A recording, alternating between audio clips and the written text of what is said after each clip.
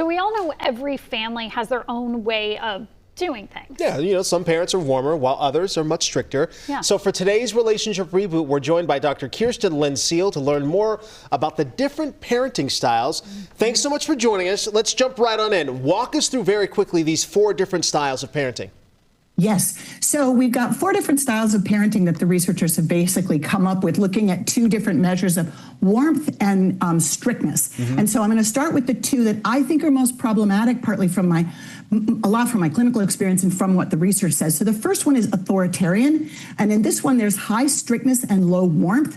You can think of it like the government. Like usually it's one person, usually the dad, saying it's my way or the highway. So what can happen is this breeds low self-esteem. Children can be well behaved, but they tend to rebel later on. So the next one, neglectful or uninvolved. This one is low strictness and low warmth.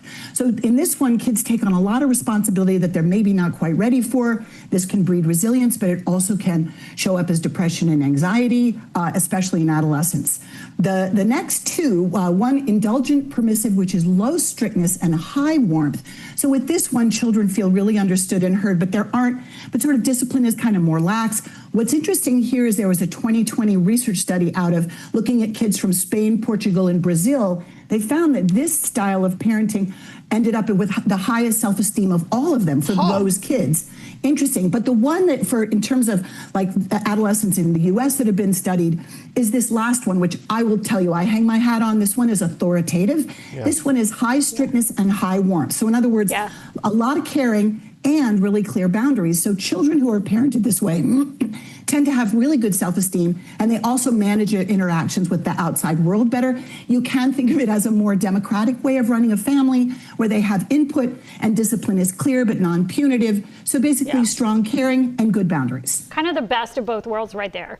And then this also, I love this breakdown, Kirstin, because it basically reminds us that everyone's normal is different. Like we're all sort of working at a different place, but it comes up so often when you're around other parents who parent differently, or kids at your house, they're not used to it. You know, I had an indulgent mom, and I remember my cousin saying, we love going to your house. There's no rules. You can paint on the kitchen floor. It's fine. Right? So how do you kind of manage that?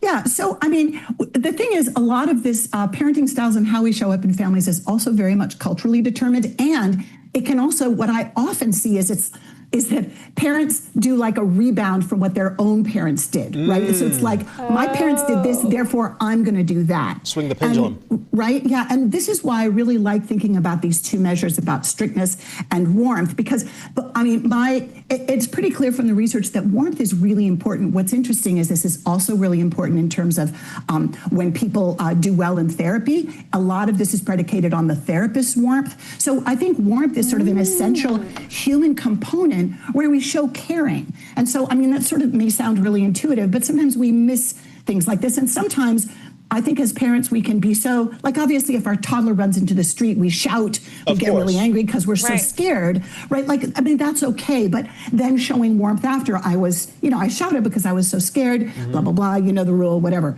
But so a metaphor I like a lot, this is particularly helpful, I think, with when you're raising teenagers, is this idea of you want them learning how to swim in a swimming pool, not the ocean. Right. So this idea of kind of a boundary, I didn't come up with this, by the way, so just shout out to wherever I learned this.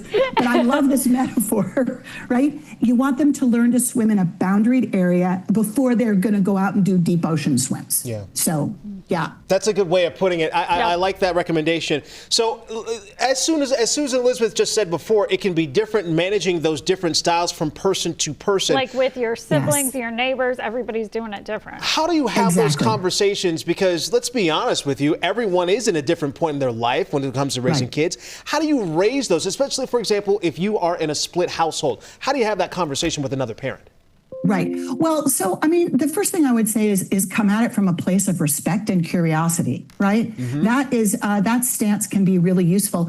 You know, just say something like, tell me, I think a lot about my parenting. The kids are getting older, and I'm wondering, what are you seeing? How do you look at this? I mean, I would start with that, because start the conversation. absolutely. We so tend to make assumptions based on what we believe, yes. right?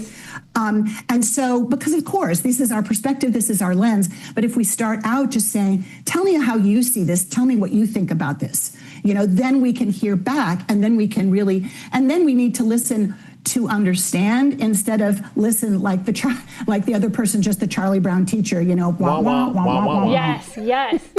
So it's kind of a stance, I would say, of curiosity, and also acknowledging that, 99.9% of parents are doing the very best they can. Yes. And there are a lot. Yeah. That's the bottom line. We're going to have to wrap the conversation right there. Yes, but thanks for your time. We stuff. appreciate you as always. Yes, nice to see you.